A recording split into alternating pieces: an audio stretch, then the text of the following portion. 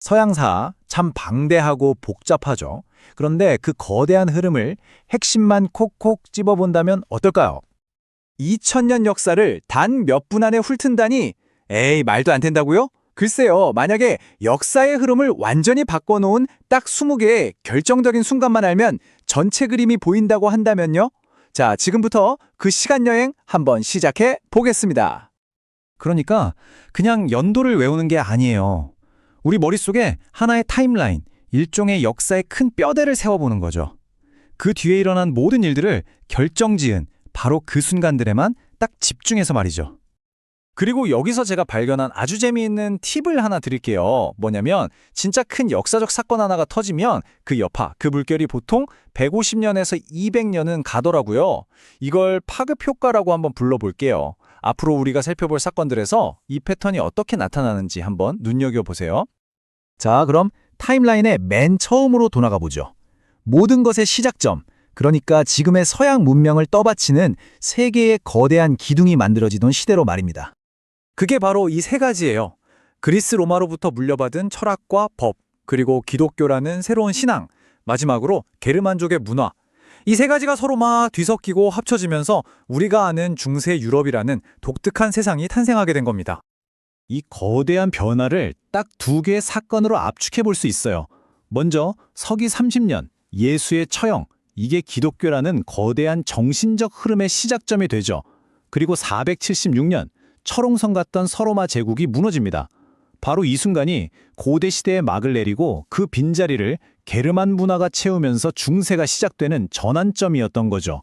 여기에 7세기가 되면 이슬람이라는 강력한 라이벌까지 등장하면서 판이 완전히 새로 짜이게 됩니다. 좋습니다. 그럼 다음 시대로 넘어가 볼까요? 이렇게 만들어진 중세 세계가 어떻게 그 정점을 찍고 또 어떤 계기로 거대한 변화를 맞이하게 되는지 한번 살펴보겠습니다.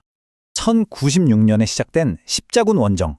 이건 교황의 힘이 하늘을 찌르던 그야말로 중세 시스템의 클라이맥스를 보여주는 사건이에요. 그런데 약 200년이 흐른 1320년, 단테가 신곡을 완성하면서 분위기가 달라지기 시작합니다. 새로운 시대, 바로 르네상스의 새벽을 알리는 신호탄이었죠. 아까 말씀드렸던 15에서 200년 파급 효과 기억나시죠? 이 르네상스라는 거대한 문화 부흥의 물결도 딱 그만큼 거의 200년 동안 유럽 전체를 뒤흔들게 됩니다. 자, 여러분, 오늘 제가 말씀드리는 것 중에 딱 하나만, 정말 딱 한 해만 기억해야 한다면 전 주저없이 이 숫자를 꼽겠습니다. 바로 1492년입니다. 도대체 이 해에 무슨 일이 있었길래 이렇게 중요할까요? 정말 놀랍게도 이 한 해에 두 가지 엄청난 사건이 동시에 일어납니다.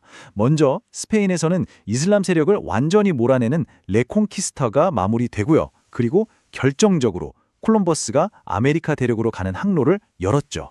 이건 그냥 두 대륙이 만났다 이런 수준이 아니에요. 이때부터 인류는 비로소 하나의 세계사라는 무대 위로 올라서게 된 겁니다. 하지만 신대륙 발견은 거대한 변화와의 서막에 불과했습니다. 이후 약 300년 동안 유럽은 낡은 모든 것을 부숴버리는 혁명의 시도로 빨려 들어갑니다. 자, 보세요. 1517년 루터의 종교개혁이 터지면서 1000년간 하나였던 유럽의 종교가 착 갈라지고요. 그 직후인 1543년 코페르니쿠스를 시작으로 1687년 뉴턴에 이르기까지 과학혁명이 일어나죠. 이제 세상은 신의 뜻이 아니라 차가운 수학 공식으로 돌아간다는 걸 알게 된 거예요. 그리고 마침내 세상을 완전히 바꿔놓은 두 개의 혁명이 연달아 터집니다. 1760년대부터 시작된 산업혁명이 경제와 사는 방식을 바꿨다면 1492년만큼이나 여러분이 꼭 기억하셔야 할 두 번째 날짜, 1789년의 프랑스 대혁명은 사회 그 자체를 뿌리부터 뒤집어 엎었습니다. 왕의 목을 자르고 신민을 시민으로 만든 그야말로 인류 역사의 분기점이었죠. 이렇게 혁명의 시대를 거치면서 강력한 힘을 가진 새로운 국가들이 등장하기 시작합니다. 그리고 바로 이들이 20세기 인류 역사상 가장 끔찍했던 세계대전과 이념전쟁의 주인공이 됩니다. 먼저 바다 건너에서는 1776년 미국이 독립을 선언하고 남북전쟁이라는 거대한 성장통을 겪으며 초강대국의 기틀을 다지죠. 그리고 다시 유럽으로 돌아와 보면 약 100년 뒤인 1871년에 독일과 이탈리아라는 새로운 강자들이 통일을 이룹니다. 이 야심만만한 후발주자들의 등장은 기존의 힘의 균형을 완전히 깨뜨리면서 거대한 충돌을 예고하고 있었습니다. 결국 터질 게 터졌죠. 1914년 제1차 세계대전이 발발하면서 100년 가까이 유지되던 유럽의 평화는 산산조각이 납니다. 그런데 비극은 여기서 끝나지 않았어요. 그 끔찍한 전쟁의 상처가 아물기도 전인 1939년, 인류는 이전과는 비교도 안 될 만큼 더 파괴적인 전쟁, 제2차 세계대전의 소용돌이 속으로 다시 한번 빠져들고 맙니다.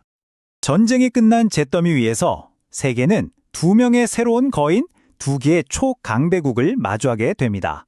바로 자본주의와 자유민주주의의 미국, 그리고 1917년 러시아 혁명을 통해 탄생한 공산주의의 소련이었죠. 이 둘은 이제 냉전이라는 이름 아래 보이지 않는 전쟁을 시작합니다. 그리고 그 냉전이 가장 뜨거웠던 순간, 인류가 핵전쟁으로 공멸하기 직전까지 갔던 때가 바로 1962년 쿠바 미사일 위기입니다. 전 세계가 숨을 죽이고 지켜봤던 그야말로 벼랑 끝의 순간이었죠. 하지만 영원할 것만 같았던 이 두 거인의 대결도 끝을 향해 달려가고 있었습니다. 자, 우리의 시간 여행도 이제 20세기를 뒤흔든 이 거대한 갈등이 끝나는 마지막 순간을 향해 갑니다. 1989년 베를린 장벽이 무너지는 것을 시작으로 동유럽의 혁명의 바람이 불더니 결국 누구도 상상하지 못했던 일이 벌어집니다. 1991년 거대한 제국이었던 소비에트 연방, 즉 소련이 공식적으로 해체된 겁니다. 이로써 길고 길었던 냉전은 끝이 나고 미국이 세계 유일의 초강대국으로 남는 새로운 시대가 열렸습니다. 자, 이렇게 해서 기독교의 탄생이라는 서양사의 새벽부터 냉전의 종식까지 우리가 함께 짚어본 이 20개의 순간들은 그냥 흩어져 있는 점들이 아니에요. 2000년의 역사를 하나로 꿰는 거대한 이야기의 뼈대, 바로 서사적 척추인 셈이죠. 결국 이 역사의 흐름을 아는 건 지금 우리가 어디에 서 있는지를 이해하는데 아주 중요한 나침판이 되어줍니다. 그리고 마지막으로 이런 질문을 던지게 만들죠. 그렇다면 우리가 살고 있는 이 21세기의 결정적 순간은 과연 무엇이 될까요? 지금 우리 주변에서 일어나고 있는 어떤 일이 앞으로의 150년, 200년을 결정하게 될까요? 한 번쯤 생각해 볼 만한 질문이죠. 지금까지 들어주셔서 감사합니다.